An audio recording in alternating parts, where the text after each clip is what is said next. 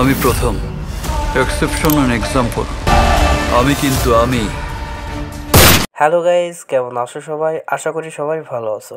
আলামিন 007 movie expulsion সিরিজে তোমাদের সবাইকে স্বাগতম। আজকে আমরা অন্তরাত্মা সিনেমা সম্পর্কে জানবো। এই সিনেমাটা 4 বছর আগে মুক্তি দেওয়ার কথা ছিল, কিন্তু কোনো একটা সমস্যার কারণে মুক্তি দেওয়া হয় নাই।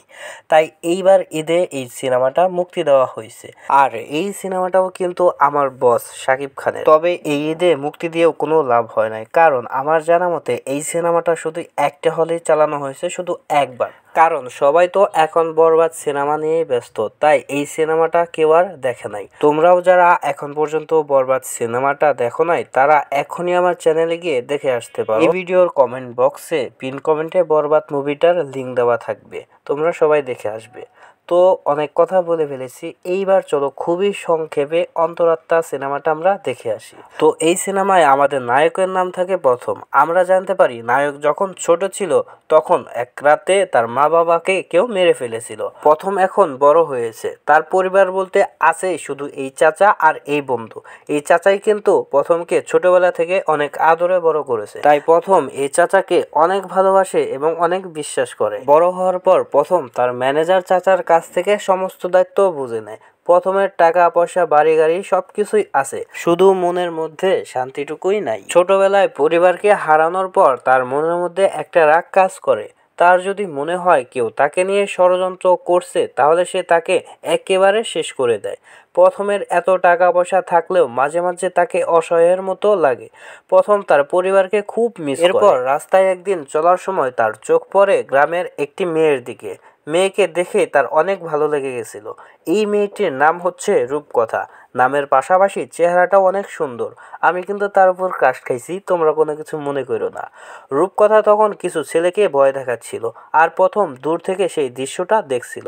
সেদিন দুজনের মধ্যে কোনো কথাই হয় না। এরপর একদিন প্রথমের বন্ধুর সাথে নায়িকাদের গ্রামের একজনের বিয়ে ঠিক হয়। প্রথম সেখানে বরযাত্রী হিসাবে যায়। তখন দেখা যায় আমাদের নায়িকা বিয়ের গেট বন্ধ করে বসে আছে। সেখানে গেট ছাড়ার জন্য কথাবার্তা চলতে থাকে। এমন সময় প্রথম 1 লক্ষ টাকার একটা বান্ডেল সেখানে দিয়ে দেয়। এতগুলো টাকা পেয়ে নায়িকার বান্ধবীরা, নায়িকা সহ সবাই একদম খুশিতে বাকবাক্কুম হয়ে যায়। পর থেকেই শুরু হয় তাদের মধ্যে কথা বলা। এখন তোমাদের একটা কথা বলি, বিয়ে বাড়িতে বিয়ে হয় 2 জনের আর প্রেম হয় 10-12 জনের। তোমার যদি এই কথাটা বিশ্বাস না হয়, তুমি একটু মিলিয়ে নিও। তো আমরা এবার সিনেমায় ফিরে আসি। তো তারপর শুরু হয় রূপকথা ও প্রথমের কথা বলা এবং ঘোরাঘুরি।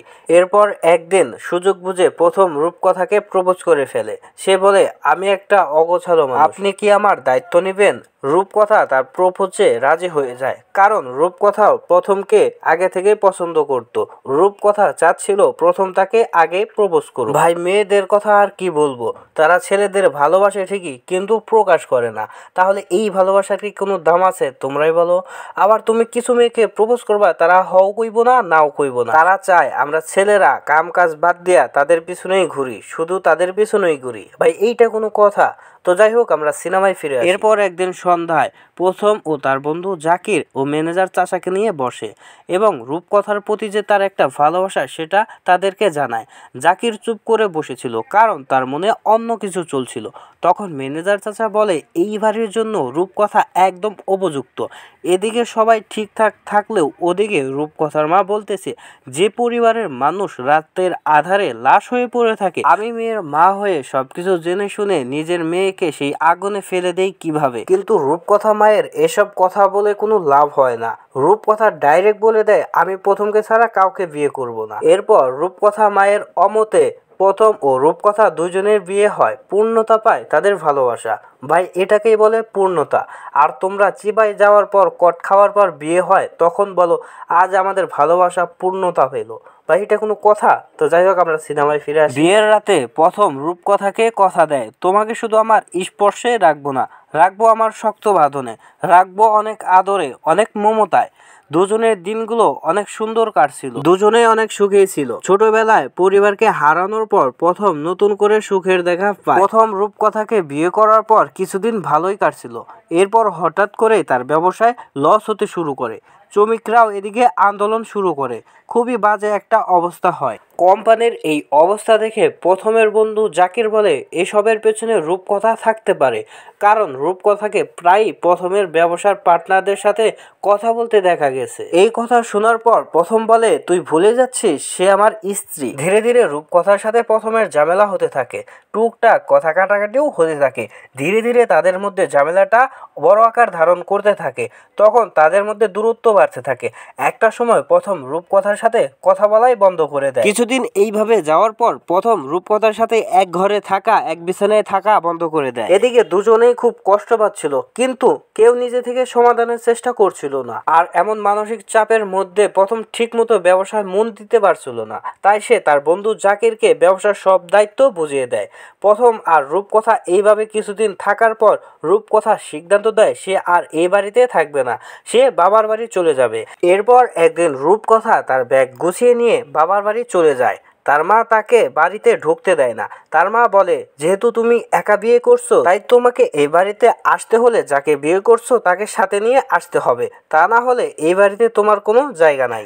একদম ঠিক কাম করছেন শাশুড়ি আম্মা, না মানে আমার না প্রথমে শাশুড়ি আম্মা হবে। তো রূপকথা তার মায়ের এসব কথা শুনে আবার চলে আসে। এইখানে ভাই আমি তোমাদের কিছু কথা বলি, তোমার বউকে তার বাপের বাড়ি যত কম পাঠাবে ততই তুমি শান্তিতে থাকতে পারবে, তোমার পরিবার শান্তিতে থাকতে পারবে। কারণ বাপের বাড়ি যাবে আর তোমার শাশুড়ি আম্মা তোমার বউকে সেই রকম কুবুদ্ধি দিবে, মানে যত রকমের কথা আছে বলবে। আবার সবার শাশুড়ি কিন্তু এক না। তো যাই হোক, আমরা এবার সিনেমায় ফিরে আসি। রূপকথা নিরুপায় হয়ে আবার প্রথমের কাছে চলে আসে। প্রথম তার বন্ধু জাকিরকে অন্ধের মতো বিশ্বাস করছিল। এদিকে শ্রমিকদের অভিযোগের কারণে প্রথম জাকিরকে একটু সন্দেহ করে। প্রথম তার অফিসে গিয়ে ম্যানেজারের কাছে কিছু হিসাব চায়। ম্যানেজার তখন জানায় জাকির সাইন করে অনেক টাকায় তুলে নিয়েছে। প্রথম আরেকজনকে খুব বিশ্বাস করত, সে হচ্ছে জহির চাচা। জহির চাচা তখন প্রথমকে কিছু ফাইল দেখায় যেখানে জাকিরের বিরুদ্ধে স্পষ্ট কিছু ফাইল রয়েছে।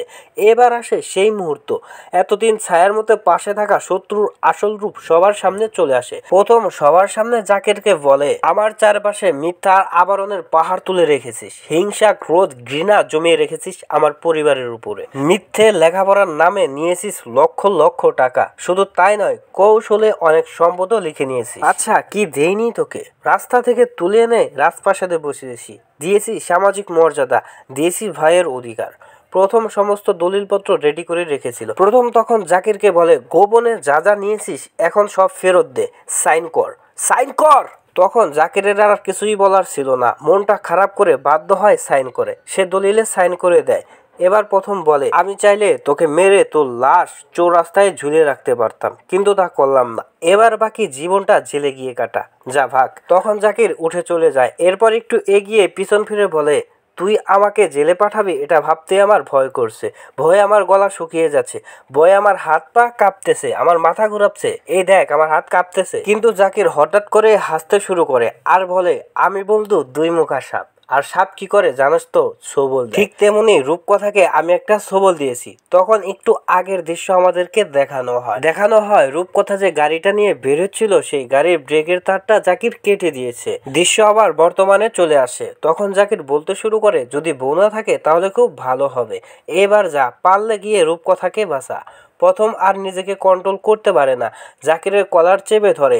তখন জাকিরকে পুলিশের হাতে তুলে দেয়। এরপর রূপকথাকে বাঁচানোর উদ্দেশ্যে প্রথম তার স্কুটি নিয়ে বের হয়ে যায়। এদিকে আমাদের রূপকথার গাড়ি দেখানো হচ্ছিল, সেটা ব্রেক হচ্ছিল না, সেটা এলোমেলো চলছিল। প্রথম সেটা দূর থেকে দেখছিল কিন্তু কিছু করতে পারছিল না।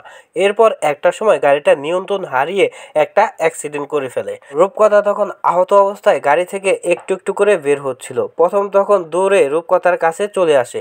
রূপকথাকে কোলে নিয়ে সে কান্না করে রূপকথাকে ডাকতে শুরু করে, কিন্তু রূপকথা সে ডাকে আর সাড়া দেয় না। প্রথম এবার নিজের ভুল স্বীকার করে। প্রথম বলে আমার ভুল হয়েছে, তুমি একবার আমার দিকে তাকাও না রূপকথা, তুমি আমার দায়িত্ব নিয়েছিলে, সারা জীবন একসাথে আমার পাশে থাকতে চেয়েছিলে, তাহলে এখন কেন আমাকে একা ফেলে চলে যাচ্ছ? এত বড় শাস্তি আমাকে দিও না রূপকথা, আমি তোমাকে ছাড়া বাঁচবো না রূপকথা। এইসব কথা বলতে বলতেই রূপকথার জ্ঞান ফিরে আসে। সে প্রথমের কাঁধে নিজের হাতটা রাখে, এটা দেখে প্রথমে নিজের প্রাণ ফিরে পায়। তো এই ছিল অন্তরাত্মার মুভির গল্প। তোমরা ভাবতে পারো আমি এই মুভিটা এত শর্ট করলাম কেন, কারণ আমি বরবাদ মুভিটা 30 মিনিটের মতো এক্সপ্লেন করেছি, সেটা অনেকেই দেখে নাই। মানে বড় ভিডিও বানালে সেটা অনেকেই দেখতে চায় না, ডাউনলোড করে দেখে। তার জন্য এই ভিডিওটা একবারে সংক্ষেপ করেছি। তো এই সিনেমাটা তোমাদের কেমন লেগেছে সেটা কমেন্টে জানাও। আর তোমরা যারা যারা এখন পর্যন্ত বরবাদ মুভিটা দেখো নাই তারা আমার চ্যানেলে গিয়ে মুভিটা দেখে আসো। এই ভিডিওর পিন কমেন্টে বরবাদ মুভিটার লিঙ্ক দেওয়া থাকবে। ওকে, তো যারা যারা দেখো নাই তারা প্লিজ দেখে আসো আর আমার চ্যানেলটাকে একটু সাবস্ক্রাইব করে দিও। তো আজকের মতো এই পর্যন্তই। পরবর্তী কোন মুভিটা দেখতে চাও সেটা কমেন্টে জানাও। ভিডিওটি ভালো লাগলে একটি লাইক করে দাও, কমেন্ট করে দাও, শেয়ার করে দাও এবং আমার চ্যানেলটাকে সাবস্ক্রাইব করে রাখো। ধন্যবাদ বন্ধুরা, ভালো থেকো সবাই।